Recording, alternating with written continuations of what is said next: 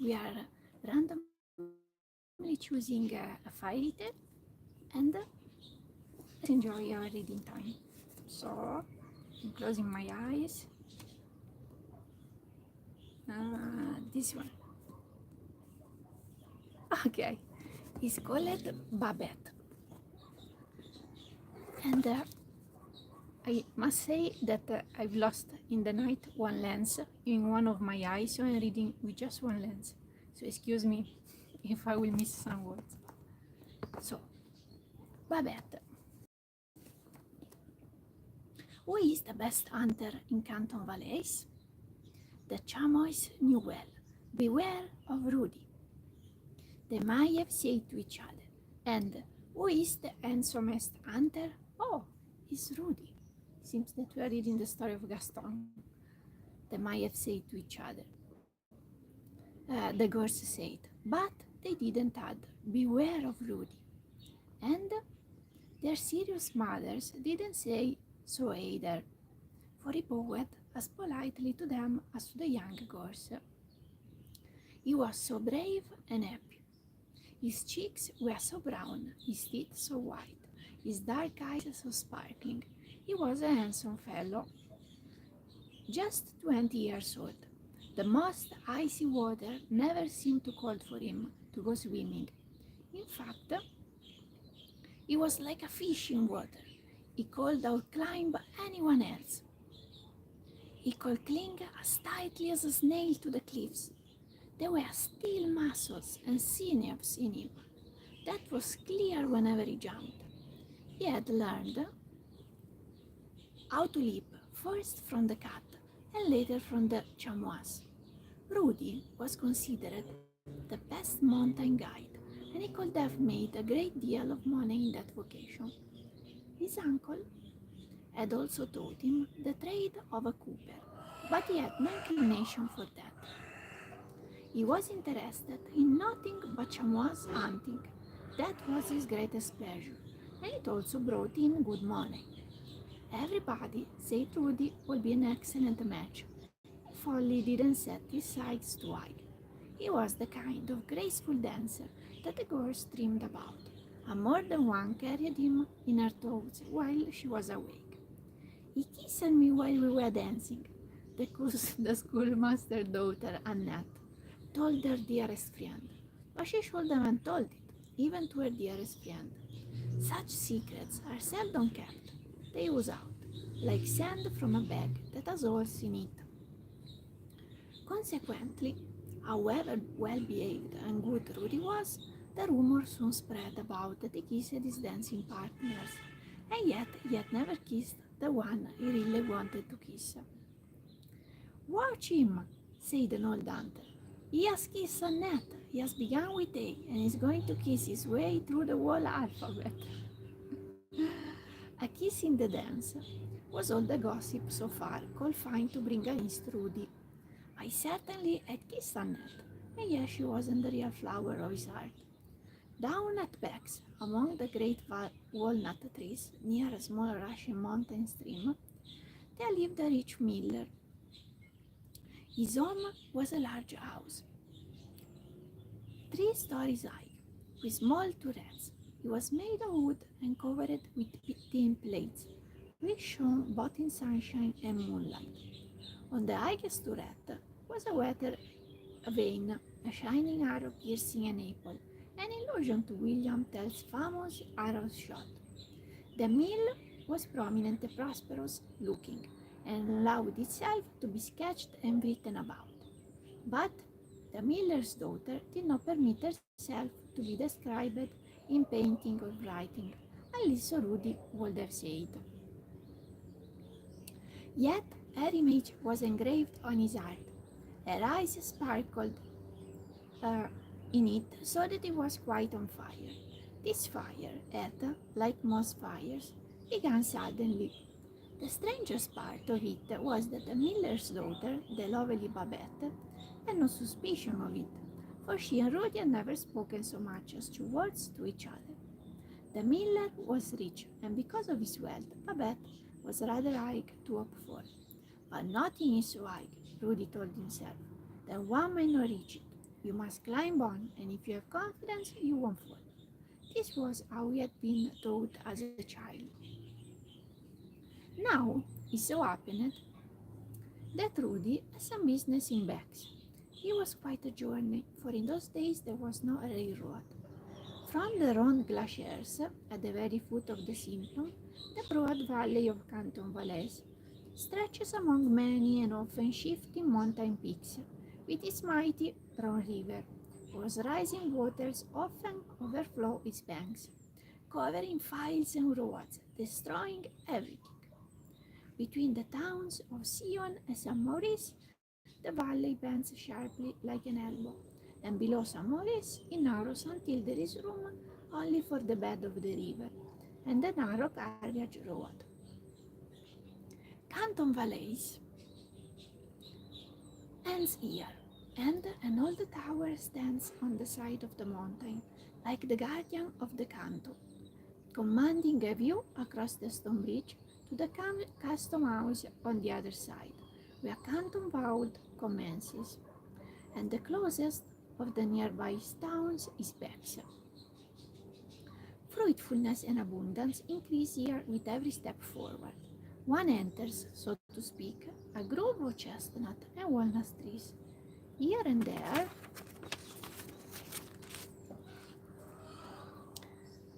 cypresses and pomegranates peep out. It is as warm here as in one where in Italy, where I am now. Rudy reached Bex, and after finishing his business, he took a walk about town, but he saw no one belonging to the mill, not even Babette, and that wasn't what he wanted. Evening came on. The air was heavy with the fragrance of the wild thyme and the blossoming lime trees. A shining veil of sky blue seemed to lie over the wooded green hills, and the stillness was everywhere. It was not the stillness of sleep or of death, no. It was as if nature were holding her breath, as of pausing for an image to be photographed on the blue surface of the heavens above. Here and there, among the trees in the green field, stood poles that carried the telegraph wires to the silent valley. Against one of them there leaned an object, so motionless that it might have been the dead trunk of a tree. It was Rudy, standing there still as the world around him at that moment. He wasn't sleeping, nor was he dead, but just as great events of the world or matters of the highest importance to individuals often are transmitted through the telegraph wires without those wires betraying them by the slightest movement or the faintest sound, so there passed through Rudy's mind the one mighty, overwhelming thought that now constantly occupied him, the thought of his life's happiness. His eyes were fixed on a single point before him, a light that glimmered through the foliage from the parlour of the miller's house, where Babette lived. Rudy stood as still as if he were taking aim at the chamois, but at that moment it was like the chamois itself, which could stand as if chiseled from rock, and in the next instant a foliage storm rolled past, would spring into life, and leave the hunter far behind. And so it was with Rudy, for a thought passed through his mind. Never give up, he said. Visit the mill. Say good evening to the miller, and good day to Babette. You won't fall unless you're afraid of falling. If I'm going to be Babette's husband, she'll have to see me sooner or later. Then Rudy laughed, and in good spirits he went to the mill. He knew what he wanted. He wanted Babette. The river, with its yellowish white water, was rolling along, overhung with willows and lime trees. Rudy went along the path, and, as the old nursery rhyme says, found to the miller's house his way. But no one was at home, except the pussycat at play. The cat, which was standing on the steps, arched its back and mewed, But Rudy was not inclined to pay any attention to it. He knocked at the door, but no one heard him. No one opened the door. Meow, said the cat. If Rudy had still been a little boy, he would have understood the cat's language and know that he said, "No one is home," but now he had to go over to the mill to find out. And there he was told that the miller had gone on a long journey to Interlacus among the lakes. As the highly learned schoolmaster, Annette's father, had explained the name. There was going to be a great shooting match held there, to begin the next morning and last for 8 days. The Swiss from all the German cantons were assembling there, and the miller and Babette had gone too. Poor Rudy, we may well say. It wasn't a lucky time for him to have come to Bex. He could only go home again, which he did, taking the road of St. Maurice and Sion to his own valley, his own mountains. But he wasn't disheartened.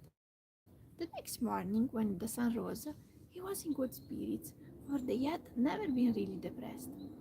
Babette is in Interlaken, a good many days' journey from here, he said to himself. It's a long way if you follow the highway, but not so far if you cut across the mountain, and that's the best way for a chamois hunter. I traveled the route before. Over there is my first home. Let's pretend that it's not an hunter, otherwise a bad man. So, over there is my first home, where I lived with my grandfather when I was a little boy. And there are shooting matches at the Interlaken.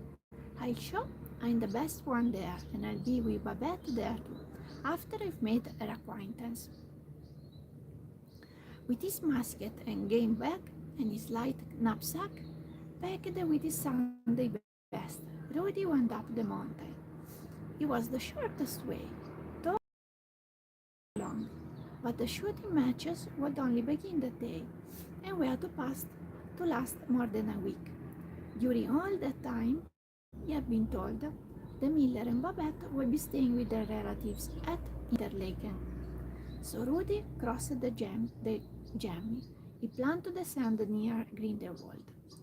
Happily and in good health, he would get along, enjoying the fresh, pure, invigorating mountain air. The valley sank below him.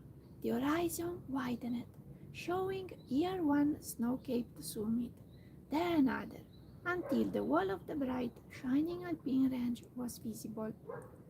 Rudy well knew every snow-covered mountain peak. He was now approaching the Schreckhorn, which pointed his white, powdered stone finger high toward the blue vault above. At last he had crossed the highest mountain ridge. Now the pasture lands sloped down to the valley that was his old home. The air was light, and his thoughts were light. Mountain and valley were blooming with flowers and foliage, and his heart was blooming with the bright dreams of youth. He felt as if old age and death will never approach him. Life, power, and enjoyment will be before him always. Free as a bird, light as a bird was Rudy, and as the swallows flew past him, they sang, as in the days of his childhood. We and you and we, everything was light and happy. Down below lay the green velvet meadows, dotted with brown wooden houses, and the river, whose shine murmured and rolled along. He could see the glacier, with its edges like green glass bordering the dirty snow, and looking down into the deep crevasses, he saw both the upper and lower glacier. The pealing of the church bells came to his ears, as if they were welcoming him to his old home. His heart beat faster, and so many old memories filled his mind that for a moment he almost forgot Babette. He was again passing along the same road where, as a little boy, he had stood with the other children to sell the carved wooden toy houses. His grandfather's house still stood over above the pine trees, but strangers lived there now. As in the olden days, the children came running to sell. One of them offered him an alpine rose, and Rudy took it as a good omen, thinking of Babette. Soon he came to the bridge where the two blue shines unite. Here the foliage was heavier, the bridge trees gave grateful shade. Then he could make out waving flags, the white cross on the red ground, the standard of Switzerland as of Denmark, and before him lay interlaken. To Rudy, it certainly seemed like a wonderful town, a Swiss town in its Sunday dress. Unlike other markets town, it was not a heap of heavy stone buildings, stiff, cold, foreign-looking. No, it looked as if the wooden chalets from the hills above had moved down. I had to sneeze. Into the green valley below, with its clear stream rushing swiftly as an arrow, and had ranged themselves in rows, somewhat unevenly, to be sure, to form a street.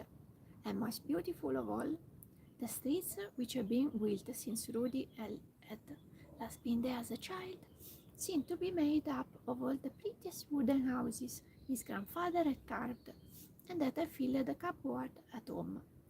They seemed to have transplanted themselves down here, and to have grown very much in size, as the old chestnut trees had done.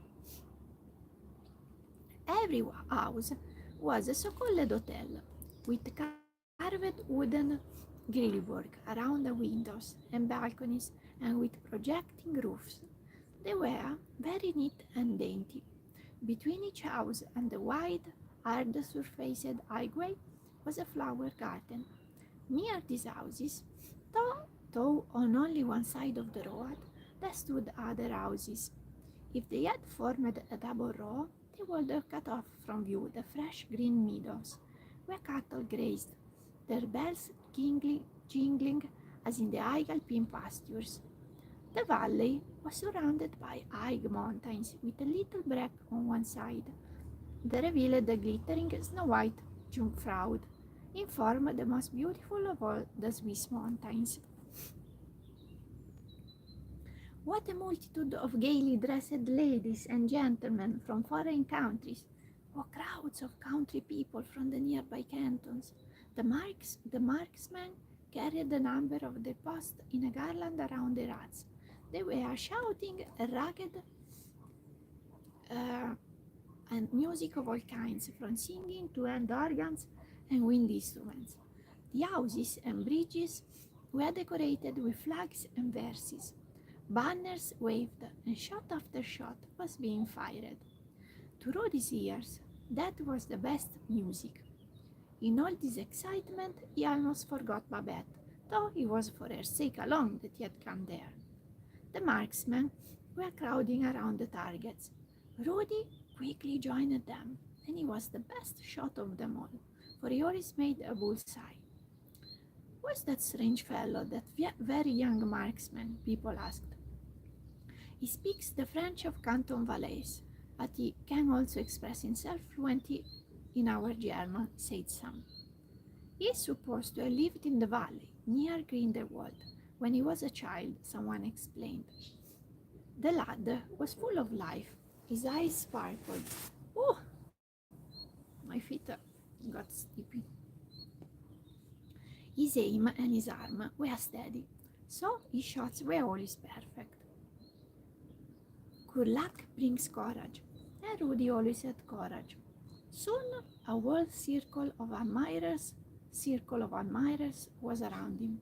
They showed him their esteem and honored him. Babette had almost disappeared from his thoughts, but suddenly a heavy hand was laid on his shoulder, and a deep voice spoke to him in French. "Here from Canton Valais." Rudy turned and saw a fat man with a jolly face. He was the rich miller from Bex, his broad body hiding the slender, lovely Babette. However, she soon came forward, her dark eyes sparkling brightly.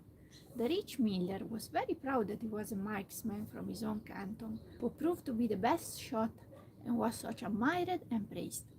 Rudy was truly the child of good fortune, that which he had travelled so far to find, but had nearly forgotten since his arrival, now sought him out. When in a far land one meets people from his own part of the country, it is easy to make friends, and people speak as if they were well acquainted. Rudy was the foremost at the shooting matches. Just because he was an hunter, for me, he was out. This is an old fairy tale anyway. As the miller was foremost at Bex because of his money and his fine meal. So, though they had never met before, the two men shook hands warmly. Babette, too, gave the young man a hand frankly, and he pressed it and gazed at her in such a way that he made her blush. The miller spoke of the long trip they had made and of the many large towns they had seen. Yet being quite a journey, for they had travelled partly by railroad and partly by post. I came the shorter way, said Rudy. I came over the mountains. There's no road so high that you can try it. But you can also break your neck, said the miller. And you look as if you probably will break your neck someday. You're so daring. One never falls so long as one doesn't think of it, said Rudy. The miller's relatives at Interlaken, with whom he and Babette were staying, invited Rudy to visit them since he came from the same canton as their kinfolk. Excuse me 1 second, because I really have to go to take care. And anche if I took you for the contract. Wait a second, you all.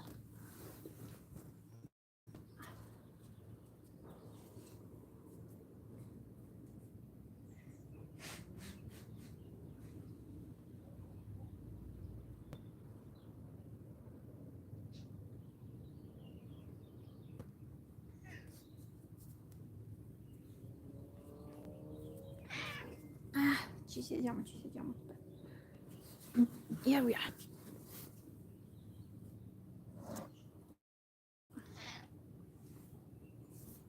Ciao Ripili. Allora,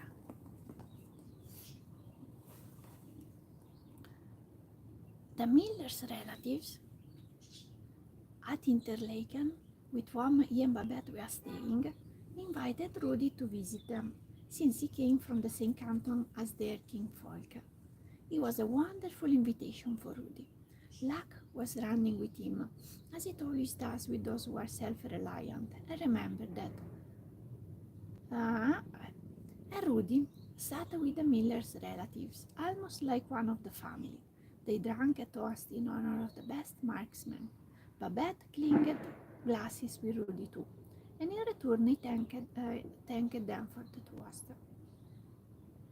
In the evening, the whole party walked on the lovely avenue, past the gay-looking hotels under the walnut trees, and there was such a large crowd that Rudy had to give Babette his arm. He explained to her how happy he was to have met people from Canton Vaud, for Vaud and Valais were good neighbors. He expressed himself so cordially about this that Babette could not keep from squeezing his hand. As they walked there, they seemed almost like old friends, and she was such a lively, pretty little person. Rudy was greatly amused at her remarks about the absurd affectation in the dress of some of the foreign ladies and the airs they put on, but she really didn't mean to make fun of them, because there must be some nice people among them. Yes, some sweet and lovely people, she was sure, for her godmother was a very superior English lady. 10 years before, when Babette was, the lady had lived in Bex and had given Babette the valuable brooch she was wearing. Her godmother had written her twice, and this year they were to have met her here at Interlaken, where she was bringing her daughters. They were old maids, almost. She herself was just 18. Her The little mouth was not still for an instant, and everything she said appeared to Rudy to be of the greatest importance. And he, in turn, told her all he had to tell, how he had been to Beck's, and how well he knew the mill, and how often he had seen her, though of course she had never noticed him. He told her he had been too disappointed for words when he found she and her father were far away, but still it wasn't far enough to keep him from climbing the wall that made the road so long. Yes, he said all this, and a great deal more too. He told her how fond he was of her, and how he was for her sake, and not because of the shooting matches that he had come to Interlaken. Babette became very silent now. All this that he confided to her was almost too much to listen to. As they walked on, the sun set behind the mighty peaks, and the young Frau stood in all the glory, encircled by the dark green woods of the surrounding mountains. The big crowd stopped to gaze at it. Even Rudy and Babette enjoyed the magnificent scene. Nowhere is it more beautiful than it is here, said Babette. Nowhere, agreed Rudy, with his eyes fixed on Babette. Tomorrow I must leave, he said, a little later. Come and visit us at Beck's, Babette whispered. My father will be very pleased. It's not really so cute, this story, if I might say.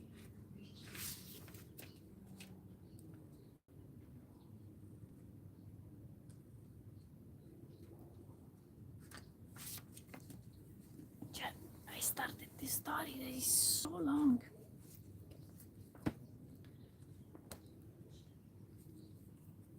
I'm sorry, but you will have to imagine the keep because I'm not liking really very much.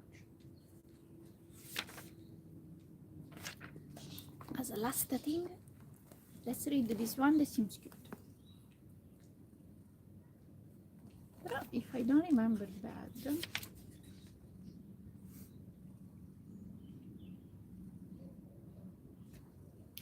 I will like this one.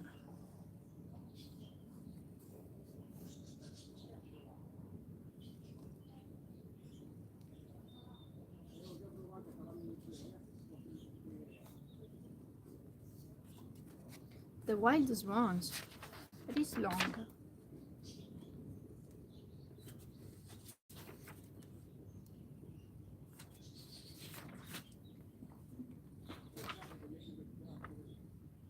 This is short. It's called The Daisy. 1838. Let's see. Now listen to this. Out in the country, close by the side of the road, there stood a country house. You yourself have certainly seen many just like it. In front of it was a little flower garden with a painted fence around it. Close by the fence, in the midst of the most beautiful green grass beside the ditch, there grew a little daisy. The sun shone just as warmly and brightly on her as on the beautiful flowers inside the garden, and so she grew every hour, until at last one morning she was in full bloom, with shining white petals spreading like rays around the little yellow sun in the sand. The daisy didn't think that she was a little despised flower that nobody would notice down there in the grass. No, indeed, she was a merry little daisy, as she looked up at the warm sun and listened to the lark singing high in the sky. Yes, the little daisy was as happy as if this were a grand holiday. Yet it was only a Monday, and all the children were in school. While they sat on their benches learning things, the daisy sat on her little green stalk and learned from the warm sun and everything about her, just how good nature is. The daisy couldn't talk, but high above her the lark sang. Above her the lark sang loudly and beautifully all the things that the little flower felt, and that made the daisy very glad. The daisy looked up at the happy bird who could sing and fly, but she wasn't envious because she couldn't do those fine things too. I can see and hear, the daisy thought, and the sun shines on me, and the forest kisses me. how gifted I am.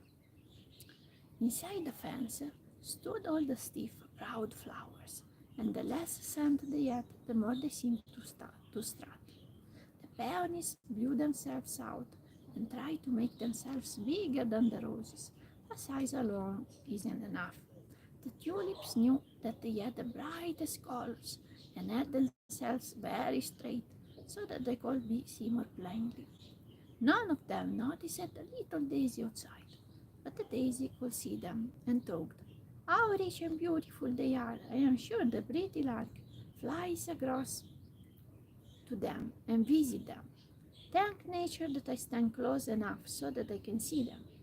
But just as she thought that, give it, down came the lark. But it didn't come down to the peonies or the tulips. No, indeed, it flew right down into the grass to the poor daisy, who was so overjoyed that she didn't know what to think. The little bird danced around the daisy and sang, how soft the grass is here, and what a lovely little flower, with gold in her heart and silver on her dress. You see, the yellow heart of the daisy looked like gold, and the petals around it were silvery white. How happy the little daisy was, no one can conceive. The bird kissed her with his beak, sang to her, and then, where are you going? Amore, but up there. And then flew up again into the bright blue air. It was at least a quarter of an hour before the daisy could recover from her joy. Then, almost ashamed, yet sincerely happy, she peeped over at the flowers in the garden, for they had seen the honor and happiness that had come to her, and would understand their joy. But the tulips stood up twice, as stiff as before, and looked very haughty and very red in the face, because they were very annoyed. The, the feather-headed peonies were jealous. Bah! And it was lucky they couldn't speak, or the daisy would have received a good scolding. The poor little flower could see they were not in a good humor, and that made her very sad. Just then, a girl with a great, sharp, shining knife came into the garden, went straight up to the tulips, and cut them off, one after the other. Oh my, sighed the little daisy, that's dreadful. It's all over with them now. Then the girl took the tulips away, and the daisy was glad that she was only a poor little flower that nobody would notice out in the grass. Yet she felt very grateful indeed. The sun went down, and the little daisy folded her leaves and went to sleep and dreamed all night about the sun and the pretty bird.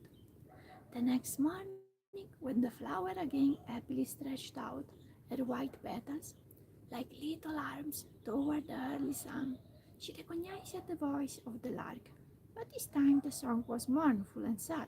Yes, the poor lark had good reason to be sad. You see, he had been caught and now sat in a cage close by an open window of the house. He sadly sang of the free and happy roaming he used to do, of the young green corn in the fields, of the glorious journeys he used to make on his wings high up through the air. The poor bird was very unhappy, for there he was, a prisoner in a cage. How the little daisy wished she could help him. But what could she do? Yet, yes, that was difficult to figure out. She quite forgot how beautiful the world was, how warm the sun shone, and how wonderfully white were her own petals. She could only try to think of the poor little bird and how powerless she was to help him. Suddenly, two little boys came out of the garden, and one of them was carrying a big sharp knife like that which the girl had used to cut the tulips. They went straight up to the little daisy, who could not understand what was going on. Here we can cut a fine piece of turf for the lark, said one of the boys. Then he began to cut out a square patch of grass around the daisy, so that the little flower remained standing in the middle of it. Tear off that flower, said the other boy. Oh my God, this time. And the daisy trembled with fear. To be torn off would mean losing her life, and she wanted so much to live now and go with the turf to the captive lark. "No, leave it there," the other boy said. "Looks pretty." And then the daisy, a little patch of sod, was put into the lark's cage. But the poor bird was complaining about his lost liberty and beating his wings against the walls of his prison, and the little daisy couldn't speak, couldn't console him however much she wanted to. And thus the morning passed. "There is no water here," cried the captive lark. "They've all gone away, and have forgotten to give me anything to drink. My throat's dry and burning. I feel as if I had fire and ice within me, and the air is so close. Oh, I must die. I must leave the warm sunshine, and the fresh green, and all the splendor that nature has created." But when he thrust his beak into the cool turf to refresh himself a little, his eye fell upon the daisy, who was trying so hard to speak to him. He kissed her with his beak and said, "You must also wither me, poor little flower. They given me you and your little patch of green grass, instead of the whole world that was mine out there. Every little blade of your grass shall be a green tree for me, and every one of your white leaves a fragrant flower. Ah, seeing you all, it tells me again how much I have lost. Oh, if I could only help him and comfort him," thought the daisy. She couldn't move a leaf, but the scent that streamed forth from her delicate leaves was far stronger than a daisy ever gave forth before. The lark noticed it. This is Pippinello screaming. And through in his thirst and pain, he plucked at the blades of grass. He did not touch the flower. The evening came, and still nobody appeared to bring the bird a single drop of water. At last the lark stretched out his pretty wings and beat the air desperately. His song changed to a mournful peeping. His little head sank down toward the flower, and his little bird's heart broke with want and yearning. And the flower couldn't fold his leaves and sleep, as she had done the night before. She too dropped sorrowful and sick toward the earth. Oh my God, what a sad story. It wasn't until the next morning that the boys came, and when they found the bird dead, they wept many tears and dug him a neat grave, adorned with leaves and flowers. They put him into a pretty red box, for the poor bird was to have a royal funeral. While he was alive and singing, they forgot him and let him sit in a cage and suffer. But now that he was dead, he was to have many tears and a royal funeral. But the patch of turf with the little daisy on it was thrown out into the dusty road, and no one thought any more of the flower that I felt the deepest for the little bird, and I tried so hard to console him and help. This is the saddest story that I have ever read. Oh my God.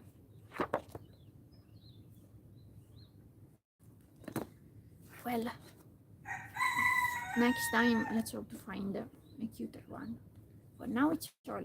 I hope anyway you enjoyed the nature sound. This is the